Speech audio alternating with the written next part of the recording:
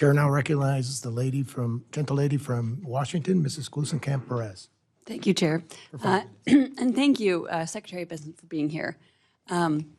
So I ran an auto repair shop before coming here, and I know that people who are turning wrenches, who are filing an earned income tax credit or tax return, they're about 4 times more likely to be audited.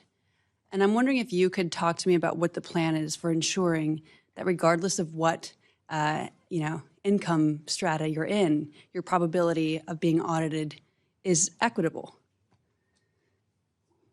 Well, Congresswoman, I think that was one of the problems with increasing the enforcement. There was nothing to say that there would have been more enforcement at any distributional level.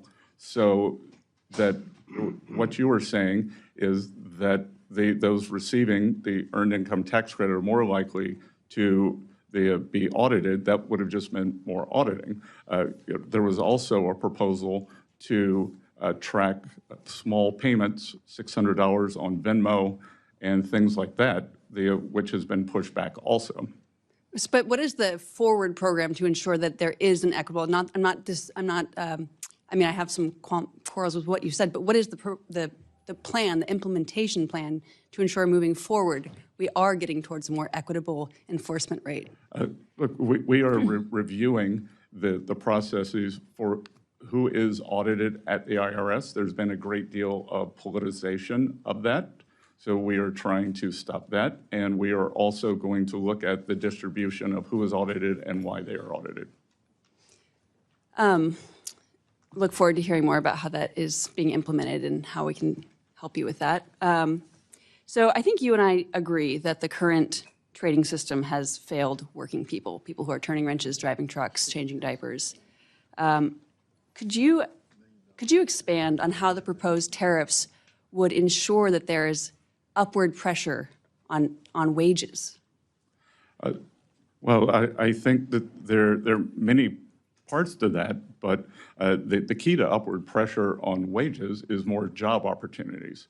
And what we have seen since what the so-called China shock after China entered the WTO was a large decrease in manufacturing jobs.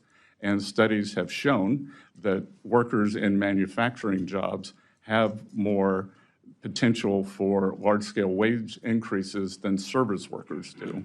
So moving more workers from service work to manufacturing, they should do that.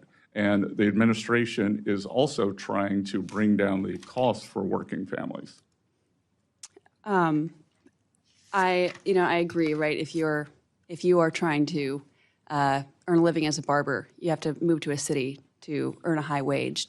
But if you're in a rural community where there's a factory job, you can own land, you can own your home.